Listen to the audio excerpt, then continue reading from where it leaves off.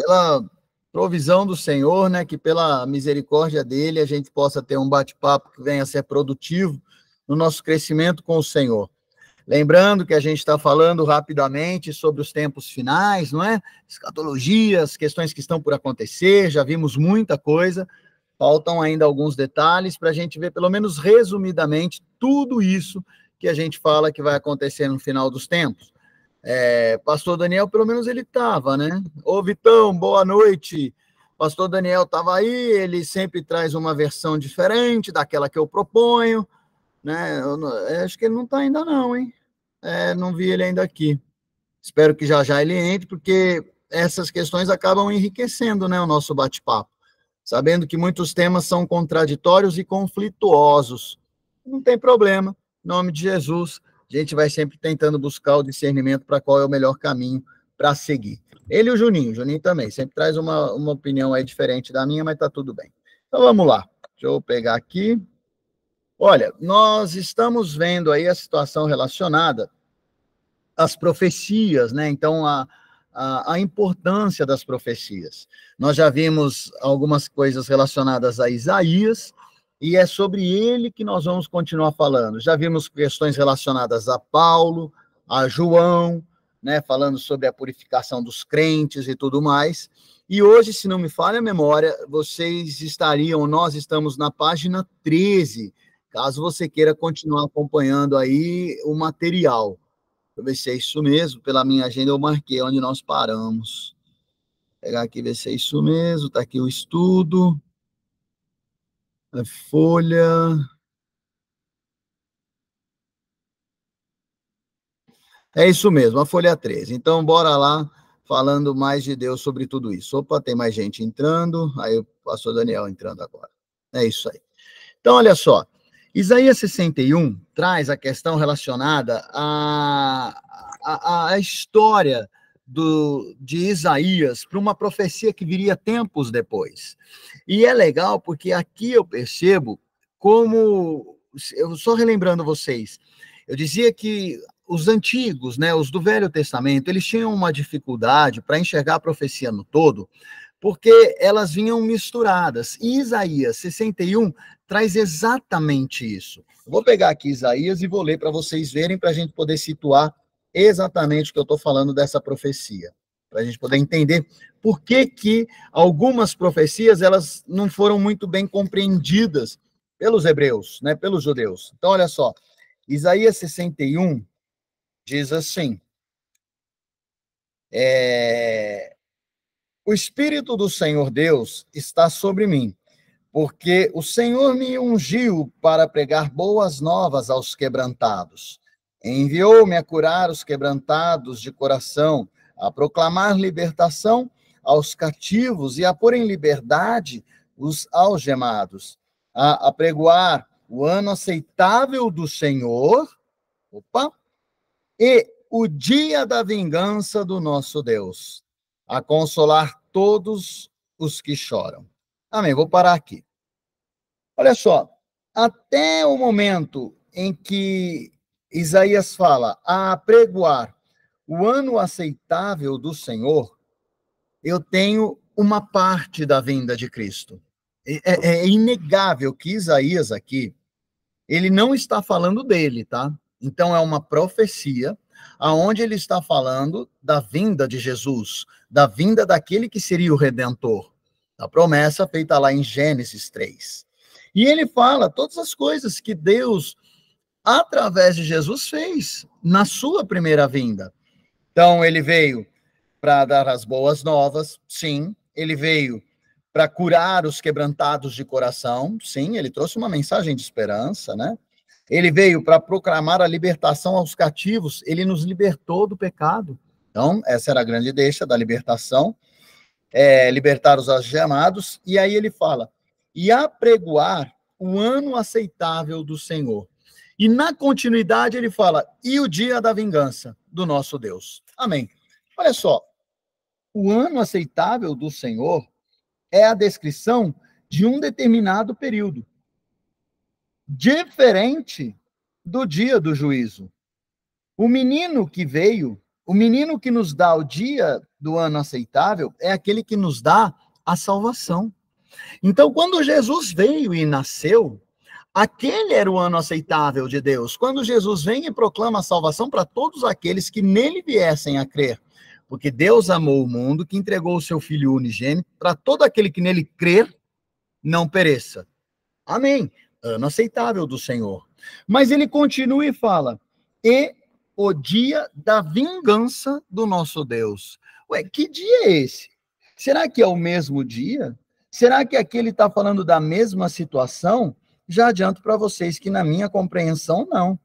Aqui nós temos uma situação aonde, inegavelmente, Deus vai derramar vingança contra os inimigos dos hebreus, que é um momento diferente. Aqui, Deus já não está falando da salvação através de Jesus Cristo. E vou dizer mais, ele não está falando nem do juízo de Deus, ele está falando de uma vingança para aqueles que pesaram sobre os hebreus. É uma promessa. E é uma promessa que somente vai acontecer depois da conclusão da vinda do Senhor Jesus pela segunda vez, ou a segunda parte da vinda de Jesus na segunda vinda. Então, essas profecias, pelos antigos do Velho Testamento, elas eram feitas numa só frase, numa só deixa, nos dando a entender que elas aconteceriam todas no mesmo momento. Mas não eram. Hoje eu consigo enxergar isso com facilidade. Eu percebo que Jesus veio para proclamar salvação para todo aquele que nele crê, mas eu tenho certeza que Jesus voltará uma nova vez para cumprir partes outras da profecia. É importante eu entender disso, porque essas situações, elas serão cumpridas em momentos distintos da nossa vida.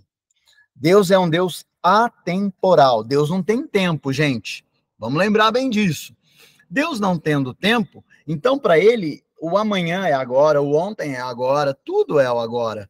Porque para Deus não existe essa mensuração de tempo como a nossa. Então, tudo isso nos mostra claramente essa situação. Lucas 4 traz a mesma descrição que Isaías. Vou pegar aqui Lucas 4, do 16 ao 19. E olha que interessante, olha a distinção, quer ver? Lucas 4, e aqui é a fala de Jesus, né? Então, Jesus vem e fala o seguinte, a partir do 16, Lucas 4, 16, ele diz assim, ó. Indo para Nazaré, onde fora criado, entrou num sábado na sinagoga, segundo o seu costume, e levantou-se para ler. Então lhe deram o livro do profeta Isaías, e abrindo o livro, achou o lugar onde estava escrito: O Espírito do Senhor está sobre mim, pelo que me ungiu para evangelizar os pobres, enviou-me para proclamar libertação aos cativos e restauração da vista aos cegos, para pôr em liberdade os oprimidos e apregoar o ano aceitável do Senhor. Tendo fechado o livro, devolveu-o ao assistente. Opa, peraí. Jesus, quando repete a profecia de Isaías, ele para no ano aceitável do Senhor, porque era exatamente aquele momento que ele estava vivendo. Ele não continua a fala de Isaías falando do dia da vingança. Por quê? Porque naquele momento, naquele sábado, Jesus precisava ensinar o cumprimento da profecia até aquele momento onde ele estava ali. Ele falou, olha, eu sou esse cara que vim para dar para vocês o ano aceitável do Senhor. É através da minha vida, do meu sacrifício, do meu ministério, que vocês vão ter a salvação. A salvação, o ano aceitável do Senhor. Por que Jesus não continua lendo o restante da profecia de Isaías? Porque ele não queria mais ensinar, ou ele não tinha a ideia de ensinar aqueles daquele tempo sobre o dia da vingança. Isso caberia para um outro momento. Então, claro fica que as profecias do Velho Testamento, elas englobavam o todo, diferentemente do que vemos na prática, nos dias de hoje. Amém, irmãos? Jesus, ele fala muito, em toda a sua toada, sobre a era da igreja. Jesus fala muito da igreja, Jesus fala muito do nosso tempo. Jesus pouco fala da tribulação, por exemplo. Jesus pouco fala da questão relacionada ao posterior ao que nós entendemos, momento do arrebatamento, quando a igreja sai de cena. No Novo Testamento, essas partes são mencionadas por outras pessoas, por exemplo, Paulo e João. Eles, sim, falam muito sobre a tribulação, sobre os momentos, as dores imensuráveis que vão passar aqueles que estiverem aqui no momento da tribulação, da grande tribulação. Então, isso fica muito claro nessas profecias sobre o futuro. Eu tenho que saber distinguir, discernir o que cada um queria falar, o momento de cada um e o alcance de cada fala, tá bom? Daniel. Daniel é um livro profético e um livro muito, mas muito enigmático, muito. Daniel é muito difícil de entender, aliás, como toda a profecia, né? Tanto é que nós temos aí situações difíceis, a gente fala, o pastor Daniel não estava aqui, mas um pouco antes de você entrar, o pastor estava falando, pastor Daniel, que traz sempre um contra-argumento, né, porque a interpretação dele é distinta da minha. Mas por que a nossa interpretação é distinta? Porque são versículos difíceis, e eles dão margem para essa dupla interpretação, né? E Daniel, da mesma forma, é um livro que também traz profecias do amanhã, e profecias que são difíceis de se entender, mas elas estão aí, para que possamos orar e pedir discernimento. Então, olha só, Daniel, no capítulo 2, ele registra 2 reinos, né? 2 reinos gentílicos, né? Então, ele fala sobre 2 reis daquela época que estavam atormentando ali o momento dos hebreus. Daniel 7, ele faz a mesma coisa, só que daí numa outra perspectiva. Então, olha só, Daniel 2 e Daniel 7 vão trazer 2 momentos. Daniel 2, um momento da visão do homem. Ele traz 2 reis. Vamos pegar lá Daniel 2. Deixa eu pegar Daniel 2. Daniel é o considerado o último profeta maior. Vou pegar aqui Daniel, Jeremias, Ezequiel, Daniel 2. Daniel 2 fala de Nabucodonosor, né, que é um dos reis, né, que é o rei da Babilônia. E ele fala sobre...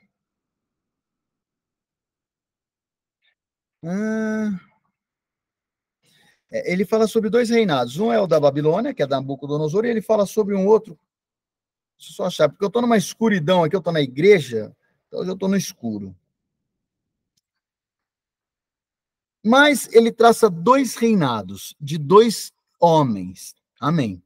Daniel 7, em contrapartida, ele começa a falar da mesma situação, só que numa perspectiva espiritual de Deus. Então, ele fala das características tidas, por exemplo, desses 2 reinos, mas os comparando a animais. Bora pegar Daniel 7. Vou pegar aqui. Daniel 7, olha só. O sonho sobre os 4 animais. Daniel sonha com 4 animais, esses 4 animais têm uma correlação com os reinados dos homens, mas é numa perspectiva espiritual, de Deus. Então, nós vamos ver que Daniel, por exemplo, sonha com um leão que tinha asas de águia, ele sonha com características desses animais. Por quê? Porque cada uma dessas configurações tinha uma vinculação. Então, bora lá. A cabeça de ouro e um leão, com asas de águia, Daniel 2:37. A correlação disso está em Daniel 7:4:1. Então, no primeiro momento, Daniel traz um reino, e em Daniel 7, ele traz uma perspectiva espiritual de Deus. O Império Medo-Persa, que é o outro império. Então, Daniel 2:32, ele fala sobre uma perspectiva do homem, e aí em Daniel 7:5, ele fala sobre a perspectiva de Deus, então configurando como se fosse um animal. Daniel depois 2:32, fala sobre uma outra parte de um reinado, e em Daniel 7:6, ele vê um outro animal, é um leopardo. E assim ele vai fazendo uma comparação entre os reinos daquele momento e a perspectiva de Deus sobre o que cada reinado daqueles deveria ou descreveria. A ideia, então, é que Deus estava tratando o homem através daqueles animais. Deus estava, então, projetando pro amanhã uma perspectiva relacionada a esta vinculação espiritual. Tinha um futuro para acontecer. Amém, irmãos? Como é que estamos até aqui com essa questão de Daniel? Que é uma questão um pouquinho mais chata, mais difícil. Como é que nós estamos? Alguém gostaria de pontuar, falar alguma coisa? Olá, pastor Daniel. Juninho não está aí hoje. Amém? Ninguém? Não vi nenhuma mão, não vejo nenhuma. Opa, vamos lá, pastor. Quer falar alguma coisa? Pode ficar à vontade. É correto afirmar que cada animal desse representa um império? Sim, cada animal desse representa um império, ou cada animal poderia representar uma atitude relacionada àquele império, né? Sim, pastor, eu creio nessa perspectiva. Não sei se é a mesma do senhor, mas faz muito sentido para mim isso que o senhor coloca, né? Então, mais ou menos isso. Então, só para que vocês possam entender aí o que o pastor estávamos falando, para que eles ficaram meio perdidos. Cada animal desse, então, ou ele vai representar um império, ou ele vai representar a atitude de um daqueles imperadores que estavam afrontando os hebreus e que teriam uma correlação no futuro. Por isso que o livro de Daniel é difícil. Ele pega um reinado humano daquele momento, ele vê uma dificuldade, aí ele correlaciona com o animal, e isso tem a ver com amanhã. É uma profecia escatológica. Então, Daniel, ele nos traz muita informação, mas são informações, de certa forma, difíceis. Mas, como o pastor Daniel, e aí a gente concorda, esses animais têm uma clara representação, sim, dos atos daqueles homens, né? Ou do reinado daqueles homens. Bem claro para mim isso. Amém, gente? Mais alguém? Se não, bora dar continuidade. Dentro disso tudo, eu tenho que essas profecias, elas vieram para nos auxiliar no desvendar o amanhã. Agora, olha só, como eu falei para vocês, por exemplo, pastor Daniel pensa de uma forma em alguns temas, eu penso de outra, e assim nós estamos dando sequência. E essa distinção de pensamento teria grandes dificuldades, nos maltrataria na continuidade da nossa caminhada com Cristo? De forma alguma. Olha, por exemplo, tenho certeza que o pastor Daniel continua pensando da forma como ele pensava antes, né? Eu não fui apto para convencê-lo do contrário, e vice-versa, eu também continuo pensando como antes. Tá, mas o que isso nos maltrata, ou no que isso nos atrapalha em caminharmos juntos? Poxa, em nada. Em nada, gente, em nada. O que tem acontecido em muitas igrejas, e aí um parênteses, né, sobre essas profecias, sobre os tempos finais, é que alguns homens, eles querem ser tão donos da verdade, que quando você discorda, ele fica todo irritadinho, ele fica magoado, e aí ele não quer mais sequer caminhar do teu lado. Nós, pelo menos nós todos aqui, em especial já que estava apontando o pastor Daniel, nós não. Puxa, nós temos a nossa visão, para nós, tá claro, dentro dessa perspectiva, mas nós não desrespeitamos aqueles que pensam de forma diversa, e isso não nos maltrata, a tal ponto de caminharmos juntos, estarmos na mesma igreja, compondo o mesmo corpo e glorificando a Deus juntos. Então, é essa grande deixa que nós temos que ter, tá, na nossa caminhada, porque se não fizermos isso, nós teríamos um problema muito sério. Amém, gente? Então, que possamos sempre vivenciar dentro dessa perspectiva de Deus. Amém, irmãos? Alguém gostaria de colocar mais alguma coisa? Alguém tem alguma dúvida? Ou não? Estamos tranquilos até aqui? Pois não, pastor? Só pontuando, né? Essas divergências, às vezes teológicas, teve entre os apóstolos também, né? Paulo começou a escrever coisas que Pedro, Tiago acharam meio estranha no começo. E depois que Pedro foi se retratar dizendo que então, segundo como Pedro tinha escrito, né? Como Paulo tinha escrito. Então, até a visão escatológica de Paulo deixou um pouco confuso ou apreensivo os discípulos de em primeira instância, de acreditar aí no que ele escrevia. Mas depois, no futuro, foi confirmado aí. Então, assim, visões teológicas é normal. Agora, o que não é normal, como o senhor bem colocou e nos fez lembrar, e obrigado por isso, não é normal é o orgulho, não é normal é a arrogância, não é normal é a briga pela razão, né? Isso não é normal. Mas brigar não, é ter divergências teológicas é normal. É isso, né, pastor e gente? Pô, nós somos diferentes. E tudo bem por isso. Então, cada um pensa de uma forma, né? E E eu tudo tô bem. quase me convertendo à sua, à sua teologia aí. Ó, eu gosto do pastor porque ele ainda é um amor de pessoa. Ainda vem e joga isso aí só para eu não ficar desmoralizado perante vocês. Obrigado, viu, Eu tô pastor? quase me convertendo, viu? Vou virar pré, facinho, facinho. Ah, tá nada. Tamo junto, tamo bem. Parabéns, pastor, viu? Parabéns pelo trabalho que você tem feito aí. Tem me ensinado bastante. Amém. A nós, e em reciprocidade, viu? Pode ter certeza disso. Bom, vencido isso, a gente vence esse capítulo, e infelizmente eu não mandei o material para vocês, mas eu vou mandar, tá? E agora a gente começa um tema bem legal, que é arrebatamento e tribulação, né? Então é aquela parte da novela da Record que todo mundo queria assistir, né? Peraí, como é que os caras filmaram o povo sumindo, né? Eita, que eu quero ver o diabo descendo, cadê o anticristo, cadê o falso profeta? Então é disso que nós vamos começar a conversar agora, tá? Lógico que nós não vamos conseguir vencer tudo agora, vamos começar a manusear as informações, tá? Então, a primeira deixa que eu queria colocar para vocês é que é um período, nós vamos falar agora de um momento que cria em cada um de nós uma grande expectativa. Quando você fala do futuro, isso por si só já cria uma expectativa. Todo mundo quer saber o que vai acontecer amanhã. Pô, eu quero saber como eu vou morrer, quero saber como eu vou viver, e por aí segue.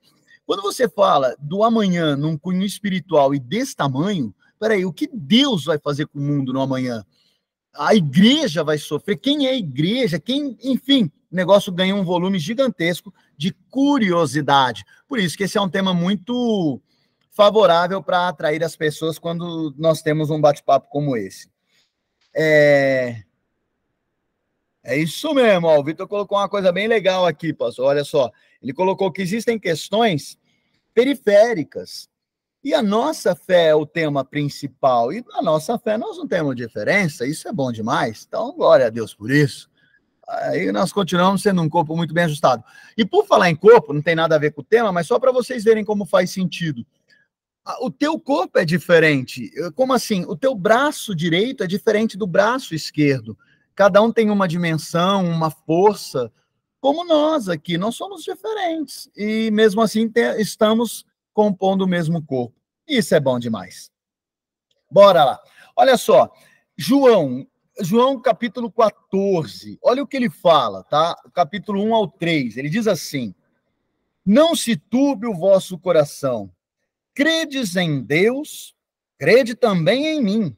Na casa do meu pai há muitas moradas. Se assim não fora, eu vou teria dito, pois vou preparar-vos lugar. E quando eu for e vos preparar lugar, voltarei e vos receberei para mim mesmo, para que, onde eu estou, estejais vós também. Tem até um louvor, né, tirado dessa letra aqui, desse versículo, e essa é uma profecia escatológica, é uma profecia do futuro. E aqui Deus é interessante, ele tem falado com os discípulos, né, ele está falando sobre as questões que vão acontecer, está perto da crucificação, então Jesus sabia que estava perto do momento onde aqueles homens iam passar um tremendo desafio. Peraí, Cristo morreu, foi crucificado. Peraí, mas ele não é Deus? Como Deus morre? Então isso podia dar um nó na cabeça dos caras. E ele vem nessa fala, definindo uma profecia do futuro, para trazer para aqueles homens um conforto, um colo. Já eu não estou mais aqui, mas deixa eu te falar. Lá na casa de Deus, na casa do meu pai, existem muitas moradas. Poxa, então peraí, existem muitos lugares. Isso. E aí ele fala, nessas moradas, ou uma dessas moradas, é a que eu estou preparando para vocês. Então, eu estou indo agora para preparar um lugar bom para vocês, fica tranquilo.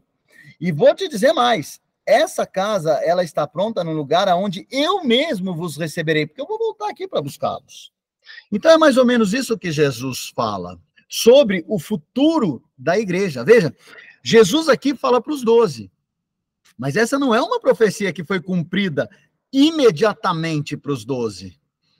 Pedro não viveu isso, Pedro morreu, João morreu, Marcos morreu, Paulo morreu, Tiago morreu, e por aí segue.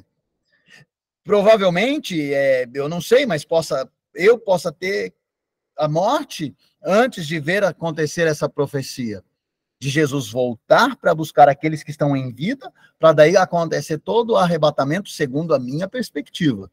Lembrando para vocês que a minha perspectiva é aquela aonde a igreja é levada, ela é tirada da terra e ela não passa pelas dores da tribulação, que seria o arrebatamento. Eu creio no arrebatamento, dentro dessa perspectiva de tempo. Algumas pessoas creem de forma distinta. Uns creem que, né, acho que o pastor Daniel falou até dessa perspectiva, que é muito parecida com a minha, mas tem uma pequena diferença, que a igreja passaria o primeiro período da tribulação, né, os 3 anos e meio iniciais aqui, e aí os últimos, sim, ela é arrebatada e não passaria a grande tribulação na terra, que seria a grande dor, né? É nesse momento, Juscelia. A Juscelia perguntou em que momento é a ressurreição dos mortos. Nós já vamos falar sobre isso também, é bem legal. E tem aqueles que acham que a igreja já está passando, que a tribulação, na verdade, já é agora nós já estaremos no reino milenar.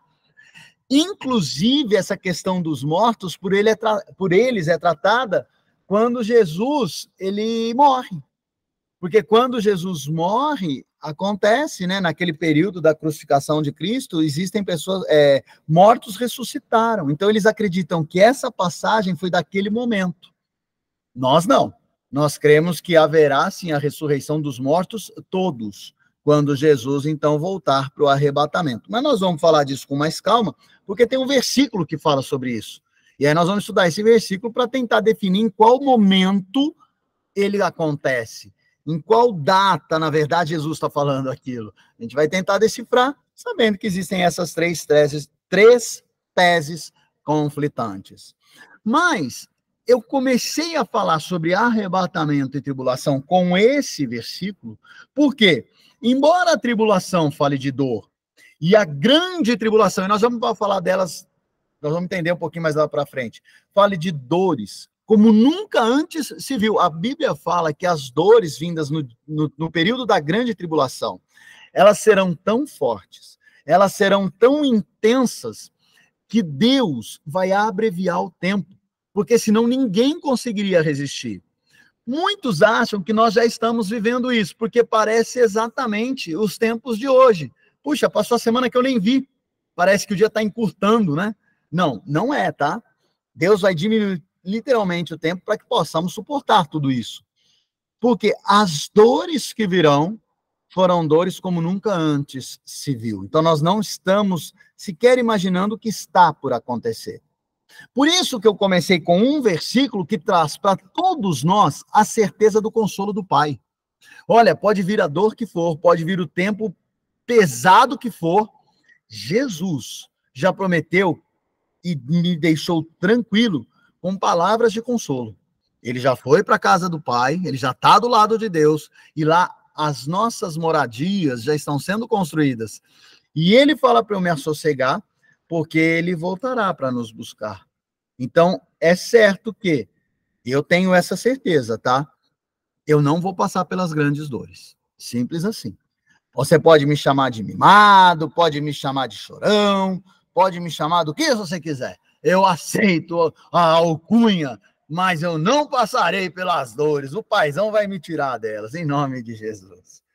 Isso é necessário. Eu tenho que entender essa condição dada por Deus. Ela me faz descansar, mesmo sabendo que tempos ruins virão. Amém?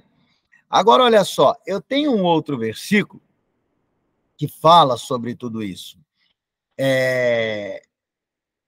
Atos, no capítulo 1, quando eles vão procurar Jesus, os anjos, eles mencionam sobre essa segunda vinda de Jesus. Então, em Atos, eu começo a ter uma certeza que Jesus vai voltar. Vamos lá, vamos pegar Atos do capítulo 1, né, do 9 ao 11. Ó, diz assim a palavra do Senhor. Tendo dito isso, foi elevado às alturas enquanto eles olhavam, e uma nuvem o encobriu da vista deles. Bom, o que aconteceu aqui? Jesus ascendeu, ele foi embora para o céu, tá? Ele já tinha voltado, já passou os 40 dias do lado de alguns, e agora ele foi embora. Ele foi, as nuvens o encobriram e ninguém mais enxergou Jesus. E aí, enquanto eles estavam olhando para o céu, eles quem? Os apóstolos, duas pessoas surgiram, dois homens. Então diz assim, olha, e eles ficaram com os olhos fixos no céu, enquanto ele subia. De repente, surgiram diante deles dois homens vestidos de branco, que lhes disseram, Galileus, por que vocês estão olhando para o céu? Este mesmo Jesus, que dentre vocês foi elevado aos céus, voltará da mesma forma como o viram subir. Gente, aqui os anjos, são anjos, eles estão dizendo claramente, Jesus vai voltar. Deixa eu falar, Jesus vai voltar. Não sei por que vocês estão procurando eles no céu. Ele vai voltar, do mesmo jeito que vocês viram subir, ele volta. Pode falar, pastor. Qual versão que o senhor está usando aí? A minha é a do Thomas, do MacArthur, não é? É. Vou até olhar a Bíblia que eu estava. Fala aí, a do senhor é diferente? Não, eu estou na atualizada. O senhor está na corrigida ou na... Qual versão? Na corrigida. Fala do senhor como é que tá. Tá diferente? Não, não. Só para me pegar a mesma versão sua. Eu estou online, dá para puxar a mesma versão. Tá. Eu não sei se essa aqui tem, se é atualizada, se é corrigida. Deixa eu ver aqui. Do MacArthur é revista e atualizada. Atualizada, né? É, Tá. Eu estou na NVI e vou mudar para atualizada. tá. Obrigado. Ah.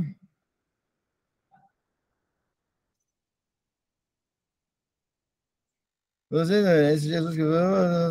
Isso. Bom, amém.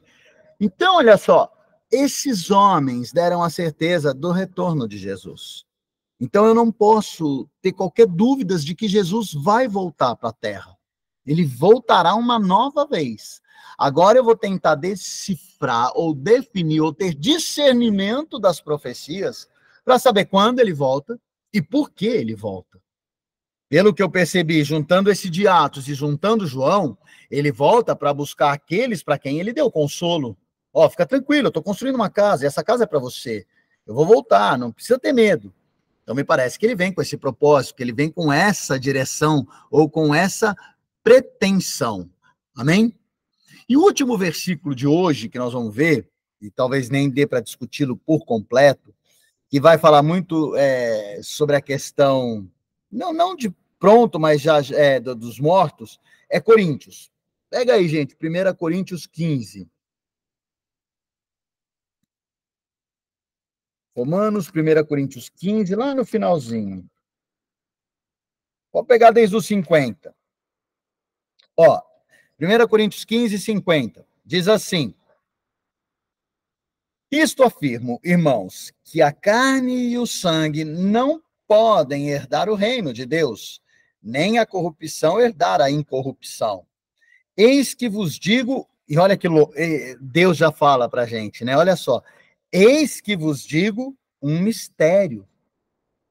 Nem todos dormiremos. O que ele quer dizer aqui? Nem todos passaremos pela morte, tá? Essa é a ideia. Mas transformados seremos todos. Opa, então peraí. Nem todos morrerão, mas todos, tanto os que morreram como os vivos, passarão por uma transformação. Num momento, num abrir e fechar de olhos, ao ressoar da última trombeta. As trombetas estão descritas em Apocalipse. A trombeta soará, olha só, os mortos ressuscitarão incorruptíveis e nós seremos transformados. Amém. Então, olha só, o que Paulo está dizendo aqui? Paulo ele está explicando para os de Corinto questões relacionadas ao arrebatamento. Tá tranquilo. E ele já fala, olha, é um mistério, o negócio é muito louco. Talvez muitos não a entendam, por quê? Porque é extraordinário, é fora da compreensão humana. Porque vai soar uma trombeta. E deixa eu te dizer, quando essa trombeta soar, nem todos morreram. Muitos ouvirão essa trombeta ainda em vida. Tá, e o que vai acontecer quando essa trombeta soar? Bom, primeiro passo. Então, quem vai chegar, quem vai encontrar primeiro com Jesus? Os vivos ou os mortos? Os mortos. Então, os mortos vão ressuscitar e eles vão ter o corpo restaurado. Um corpo agora incorruptível, um corpo onde o pecado não mais existe. Os mortos, então, que são salvos, terão o corpo transformado, eles ressuscitam, e o corpo deles tem uma transformação. E esse corpo encontra com Jesus. Imediatamente após esse efeito, esse ato, nós vivos também teremos uma transformação, porque os nossos corpos ainda são cheios de pecado. Então, o Senhor vai transformar os nossos corpos para também, sem pecado, encontrarmos o Senhor Jesus. E aí eu tenho o arrebatamento. Esse versículo é o versículo-chave para o arrebatamento. Através dele, nós vamos discutir e muito sobre a próxima vinda de Jesus, que vai se dar em 2 momentos. Esse é o primeiro, onde Jesus leva a igreja para longe da terra, para que ela não sofra as dores da tribulação. Aonde Jesus restaura os mortos, para que eles, junto com Jesus, venham a ter efetivamente o reino milenar. Não sei se você está meio perdido com todos esses termos, mas agora, não hoje, porque não dá mais tempo, já é 10 para as 10, nós vamos começar, a partir da semana que vem, a explicar detalhadamente cada um desses termos. O que é o reino milenar, os mortos, eles indo, os vivos, eles indo, e a questão relacionada a esse resgate da igreja indo para uma nova esfera, ou melhor, para uma nova era. Nós vamos sair da era da igreja, ou da era da graça, e vamos passar para uma nova era. Tá? Então, é mais ou menos isso que eu gostaria de conversar com vocês, dando início, então, ao subtema chamado arrebatamento e tribulação. Tendo dito isso, meninos e meninas, alguém tem alguma dúvida? Alguém gostaria de pontuar alguma coisa? Temos um silêncio que ultrapassa o som. Aí, ó, vocês imaginou o tamanho desse silêncio? Quando ele ultrapassa o som, ele é assim, pontual, intenso.